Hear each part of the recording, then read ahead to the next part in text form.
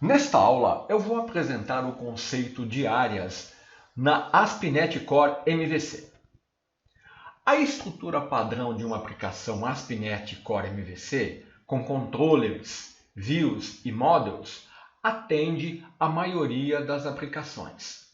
No entanto, algumas aplicações podem ter um grande número de controladores e cada controlador pode estar associado a vários modos de exibição. Para acomodar grandes projetos, a ASP.NET Core MVC permite que você particione as aplicações em unidades menores, que são referenciadas como áreas. Então, uma área ela pode ser definida como unidades funcionais menores em um projeto ASP.NET Core MVC com o seu próprio conjunto de controladores, views e models. Elas são um recurso usado para organizar funcionalidades relacionadas em um grupo com um namespace separado. O uso de áreas ajuda a criar uma hierarquia com o propósito de usar o roteamento, adicionando outro parâmetro de rota chamado área ao controlador e à action. E quando vamos usar esse recurso? Eu destaquei aqui dois pontos principais para utilizar áreas. Se a sua aplicação for composta de múltiplos componentes funcionais de alto nível, que devem ser separados logicamente, então a sua aplicação é uma forte candidata a utilizar áreas. Ou, se você deseja particionar o seu projeto para que cada área funcional possa ser trabalhada de forma independente, também é um bom motivo para você usar áreas. E quais são as características das áreas? Bom, um aplicativo ASP.NET Core MVC, ele pode ter qualquer número de áreas que você quiser definir. Cada área vai possuir os seus próprios controladores, seus modelos e as suas views.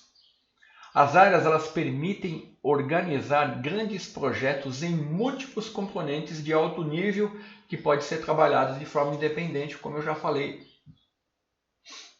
anteriormente. E as áreas elas suportam múltiplos controladores com o mesmo nome, desde que estejam em áreas diferentes. Então, como exemplo de estrutura de um projeto MVC com áreas, eu tenho aqui uma figura onde eu tenho um projeto. Note que eu estou usando a palavra áreas. Então, eu tenho que criar uma pasta chamada áreas e dentro dessa pasta é que eu vou definir quais as áreas eu vou utilizar com a sua estrutura. Então, aqui nesse exemplo, eu tenho um projeto, e eu criei uma pasta chamada áreas. E dentro dessa pasta, eu tenho a área produtos, que contém a pasta controles com 2 controladores e a pasta views. E também eu tenho a área services com a pasta controllers e a pasta views. Então, eu tenho duas áreas, a área produtos,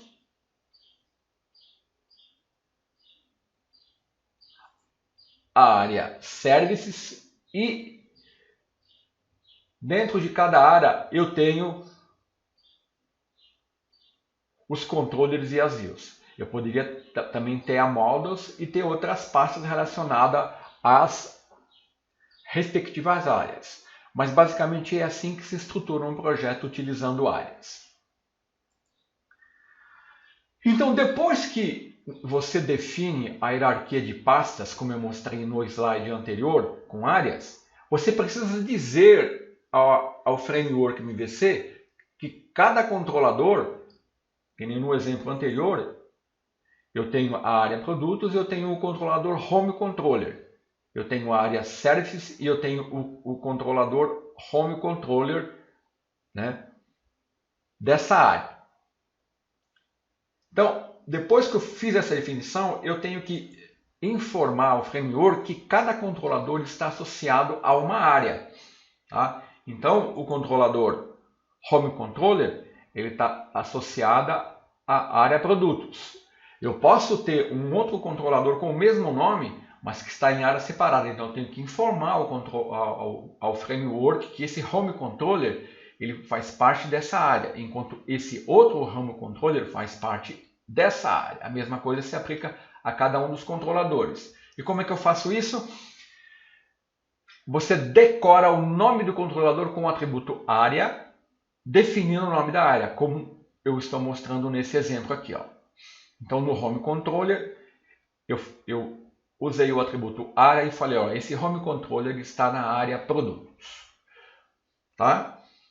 Então, a primeira coisa é definir a hierarquia de pastas, iniciando com a pasta principal chamada áreas. Depois que você definiu a hierarquia, você tem que definir informar ao MVC a que área cada controlador pertence. E depois, né, você tem que definir uma rota para trabalhar com a nova área. Tá? Geralmente, você adiciona essa rota no arquivo Startup.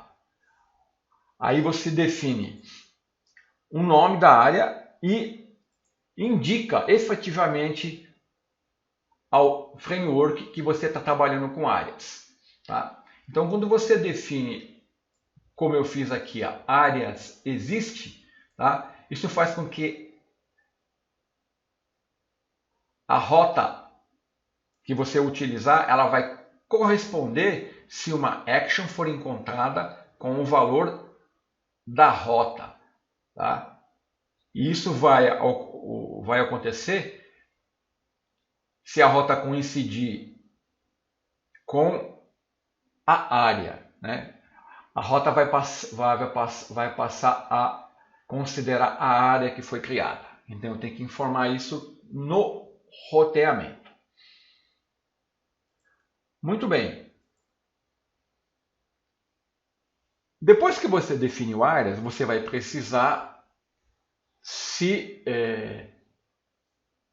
movimentar entre as páginas, navegar entre as páginas das diversas áreas. Então nós podemos gerar links para áreas e ao fazer isso, nós podemos usar tag helpers ou HTML helpers. Usando tag helpers, na tag helper você tem uma definição onde um comando onde você vai definir a área, que chama asp-área. Tá? Então é aí que você vai definir a área. Informando que se você não informar nada, ele vai considerar que você não está usando área ou então vai para a raiz do projeto. Quando você define uma área, ele vai mapear. No caso do segundo exemplo aqui, eu vou acionar a view action index do controlador home que está na área produtos. Aqui eu vou acionar a action index que está no controlador home da raiz do meu projeto. E no caso de usar um HTML helper, nós utilizamos aqui o método anônimo new, indefinindo área igual ao nome da área, como eu fiz aqui. Então são duas formas, são as formas que nós geramos links, incluindo a área no roteamento. Então, na próxima aula eu vou criar um projeto e eu vou aplicar os conceitos de área e nós vamos criar um projeto ASP.NET Core MVC e eu vou trabalhar com duas áreas, a área admin e a área produtos. Dentro da área admin eu vou criar a pasta controllers, a pasta views, né? E dentro da área produtos eu vou criar controllers, models e views. Uma coisa que é importante, que quando você define uma área, as views dessa área, elas não vão estar utilizando o arquivo de layout do raiz, por padrão, a não ser que você especifique isso. Então eu vou criar essas duas áreas, definir controllers, views e models e vou mostrar como funciona na prática a utilização desse conceito em uma aplicação ASP.NET Core MVC. Tá? Então, até a próxima aula.